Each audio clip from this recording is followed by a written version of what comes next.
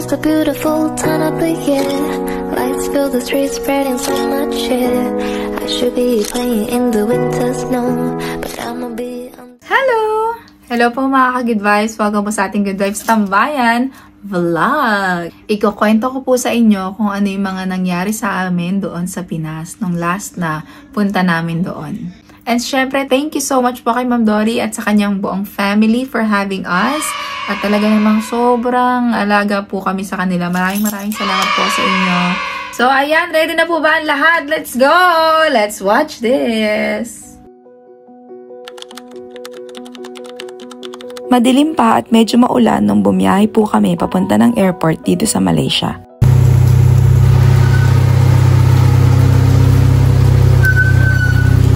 Hindi na po nakasama si Dudong sa amin. Hinatid lang po niya kami sa airport para tipid sa pamasahe. Joke lang po, busy po talaga siya sa work. Dahil mabilis lang naman po yung biyahe, nag-food trip na lang po kami ng mga chururut.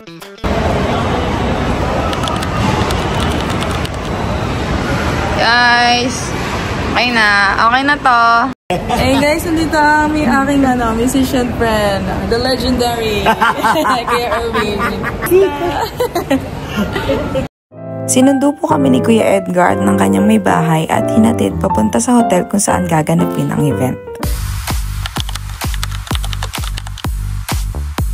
Finally, nandito na po tayo sa birthday event para kay Inay Onsing. Ito po ang main reason kung bakit kami nasa Pinas. Naimbitahan po ako at ang aking family na maging parte ng napakasaya at memorable event na ito. Maraming salamat po sa invitation, Ma'am Dory. Sa iyo ay di kasi na mahal ka at walang iba. Sabay-sabay po tayong sumigaw ng happy birthday, Inay Onsing, in 3, 2, 1, shout! Happy birthday, Inay Onsing! Yes, let's go! Change outfit naman po tayo sa part na ito. And syempre, na-meet ko rin po ang ilan sa mga ka-good vibes natin. Kaya sobrang saya dahil nakabanding ko po talaga sila ng bongga. Ayan oh, may pa-TikTok moves pa po kami. Sige, left, right, left, right. Nice.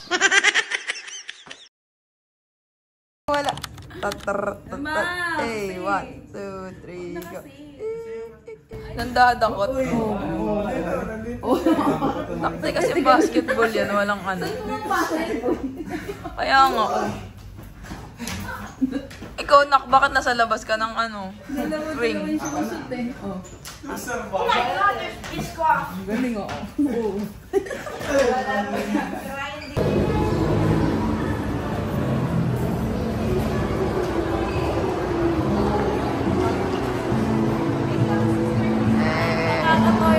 Ang tagal mo, nakatingin mo ng guard. So, ayun guys. Ay, Chichay. Gutom ka na ba? Order na kami guys. Sarap na niluluto mo ba yan? What? Our first food is paper. Fried paper.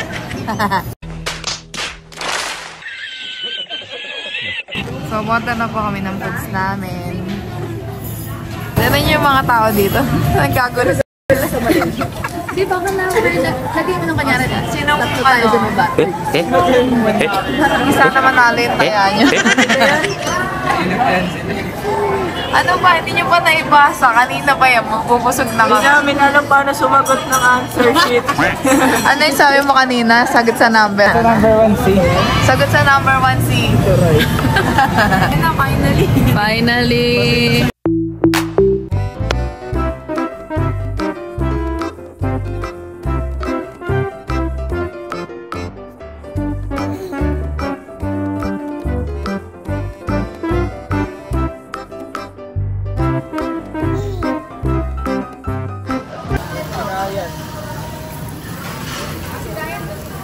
Uy, ito yung akin na.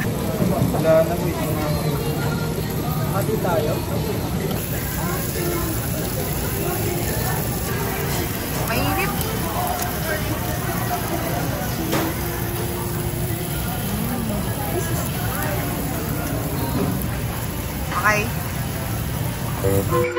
Nagpunta rin po kami sa arcade kung saan naglaban kami kung sino pinakamagaling sa amin mag-basketball.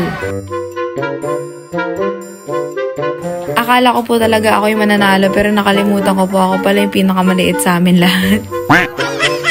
Ang una nating player, Admin D! Habulin ng mga girls, John Carlo! Ikaw na ba si Mr. Right? Admin Gerald! Kapitana ng Good Vibes Tambayan, Darling! Simple pero matinik, Richter!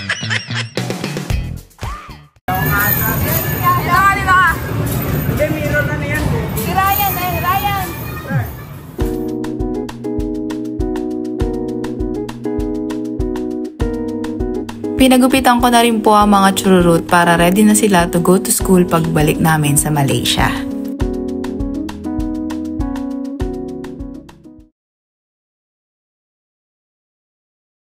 Maaga po kami nakatulog at ako po yung una nagising kaya nag-unbox muna ako nito mga gifts. Grabe, thank you so much po sa lahat ng mga magagandang regalo, lalo na po kay Ma'am Dory. At sa iba pa po nating mga ka-good vibes na nagbigay din.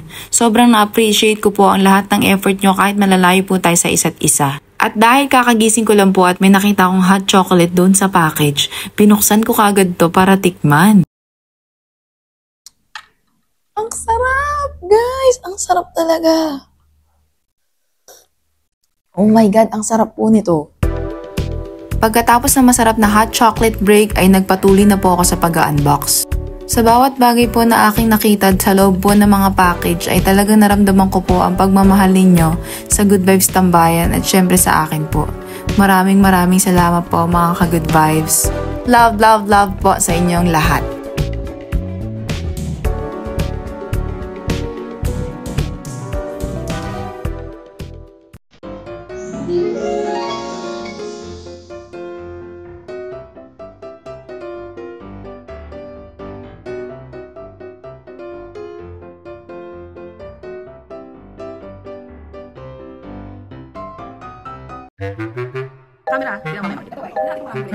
Nag-color analysis din nga po pala kami ni Admin D at ni Kapitana. Ibubukod ko na lang po ang vlog natin tungkol dito kasi mahaba po yung video na yun. Sa araw po na ito ay sinundo kami ni Sir Arnold at ni Ma'am Kathleen para bisitahin ang isa sa mga branches po ng kanilang ACK Food Corner. Super excited po kami matikman ng mga pagkain na nag-aabang sa amin. Balita ko po kasi ay tuloy-tuloy ang pagbubukas ng mga branches ng ACK at talaga namang dinadayo to. Nakausap pa nga po namin ang isa sa kanilang mga suki.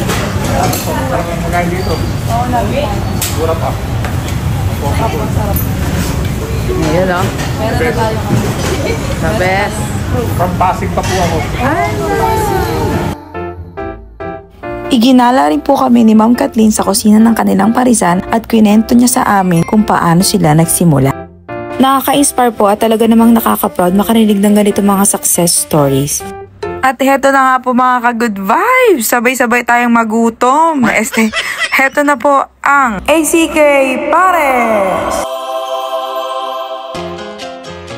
Let's go na! Kaya kumain na po kami kaagad mga ka-good vibes. Grabe, sobrang sarap po pala talaga mga ka-good vibes. At meron pang isa, ang ACK Lomi Overload. Sulit na sulit po talaga ang pagdayo namin sa ACK. Kaya kung gusto nyo rin pong matikman ang masasarap nilang pagkain, bisitahin nyo po ang kanilang Facebook page para malaman kung saan ang pinakamalapit nilang branch mula sa inyong lugar.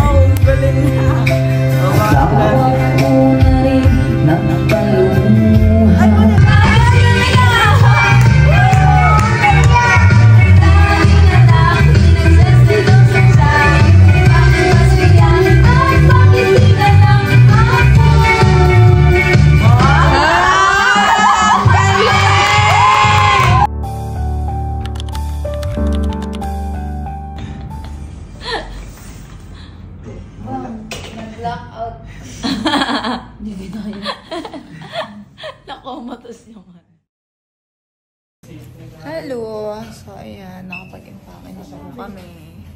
Nire-ready na ang lahat.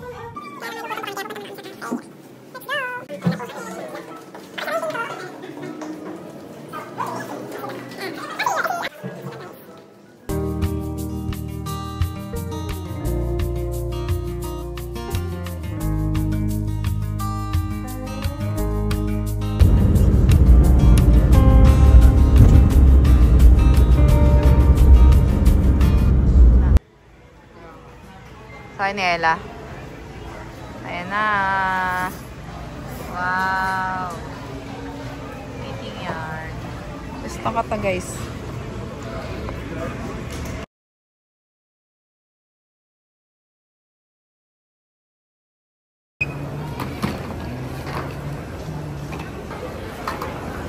Ayan o. Hindi ko alam ba't nagpapabili. Thank you so much for watching. Sana po nag-enjoy kayo. And see you pa sa ating mga next vlogs. Love you all. Bye!